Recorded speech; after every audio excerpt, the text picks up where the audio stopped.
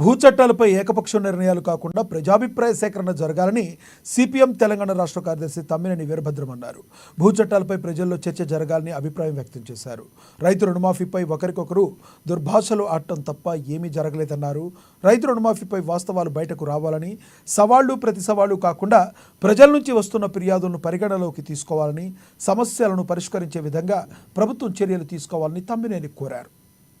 అంటే ప్రజలు వస్తున్న అసంతృప్తిని గమనించి సరి చేసుకునే పద్ధతి ఉండాలి. సరి చేయడం ఇబ్బంది ఉంటే రైతులకి ప్రజలకి స్పష్టంగా చెప్పాలి. ఇంకేంటి టైం కావాలి, లేదు ఇంకేమున్న ఇబ్బందులు కాకుండా మొదలుపెట్టే పని ఇప్పటికే చేసేసామని సిపిఎం పార్టీ అభిప్రాయపడుతుంది. దాంట్లో కేటగిరీస్ కూడా చాలా స్పష్టంగా ఉన్నాయి. చనిపోయిన వాళ్ళకి కానీ ఉన్నాయి, అట్లాగే 4 బ్యాంకులు ఉన్న వాళ్ళకి బ్యాంకులను తీసుకుని ఉన్నాయి. రేషన్ కార్డు గురించి పదే చర్చ జరిగింది. ముఖ్యమంత్రి గారు స్వయం ప్రకటించారు అంటే రేషన్ కార్డు చేసుకుంటున్నాం, మిగతా వాళ్ళకి చెప్తున్నాం. రేషన్ కార్డు లేని వాళ్ళకి ఇవ్వట్లేదు చెప్తున్నాం, కరెక్ట్ కాదు. రేషన్ కార్డు లేకపోయినా సరే మేము రుణమాఫీ చేస్తాం స్పష్టం ప్రకటించారు. ఆయన మాటల్లో ప్రకటించాడు, కానీ జీవోలో మాత్రం మార్పు లేదు. జీవో యాస్టేజ్ లో ఇప్పుడు అన్ని మాఫీ కాలేదు. ఈ రకంగా పెండింగ్ లో ఉన్న అంశాలన్నింటినీ వెంటనే పరిష్కారం చేసేందుకు ప్రభుత్వం అవసరం ఉంది.